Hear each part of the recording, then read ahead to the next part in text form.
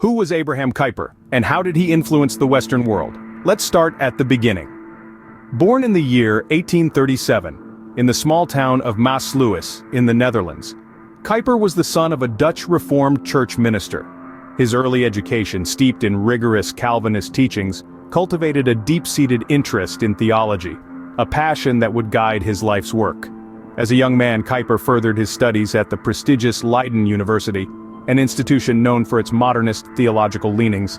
This exposure to modernist theology profoundly influenced Kuyper's perspectives, gradually shaping his unique blend of orthodox Calvinism and progressive societal views. This fusion of ideas would later become the cornerstone of his influential neo-Calvinist movement. Upon completion of his studies, Kuyper was ordained as a pastor, marking the beginning of a career that would leave an indelible mark on the Western world. After his studies, Kuyper was ordained as a pastor, marking the beginning of his influential career. Kuyper's influence wasn't limited to theology. He also left his mark on the political landscape. As a leader of the Anti-Revolutionary Party, an Orthodox Calvinist group, Kuyper brought about a significant transformation in Dutch politics. This party, under Kuyper's astute leadership, rose to a position of considerable influence and power. Kuyper's tenure as the Prime Minister of the Netherlands, from 1901 to 1905, was a testament to his political acumen. His governance was distinctively marked by his political theology. It was not merely about ruling a nation, it was about creating a society deeply rooted in Christian principles. This practical Christian influence was evident in his policies and the decisions he made while in office.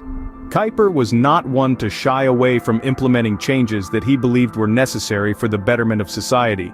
His political theology provided a blueprint for a society that was not just economically prosperous, but morally upright as well. Kuyper's political career was more than just a series of positions held or decisions made. It was a manifestation of his deep-seated belief in the power of Christian principles to shape a society. His political journey was a testament to his unwavering faith and his commitment to creating a society that reflected these values. His political career made a significant impact, but his influence didn't stop there. As a pastor and theologian, Kuyper reshaped the religious landscape. His theological work was driven by a radical vision that sought to position Christianity at the very heart of public life. He was instrumental in the development of the neo-Calvinist movement, a theological trend that emerged in the 1870s. Kuyper's theology was groundbreaking in many ways. He posited that God's sovereignty extends over all aspects of life, not just the spiritual realm. This doctrine, known as common grace, was a cornerstone of neo-Calvinism.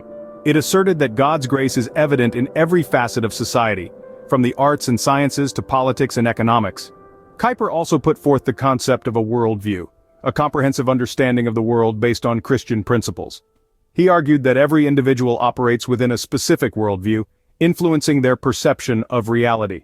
Kuyper's emphasis on the Christian worldview was a radical departure from the prevailing secular thought of his time. Another pivotal aspect of Kuyper's theology was his focus on the role of the laity. He championed the idea that every Christian, not just the clergy, has a role to play in the kingdom of God. This emphasis on the laity's calling in society was a revolutionary shift in religious thought. His theological work was transformative, but Kuyper also turned his attention to societal structures.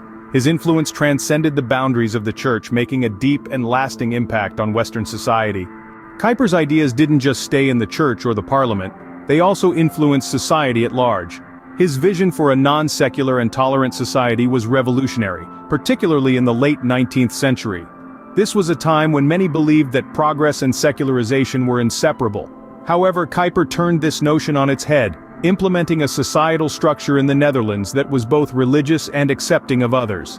Kuyper's concept of sphere sovereignty further influenced societal norms. He proposed that the state and society were not identical entities, each possessing its own sphere of sovereignty.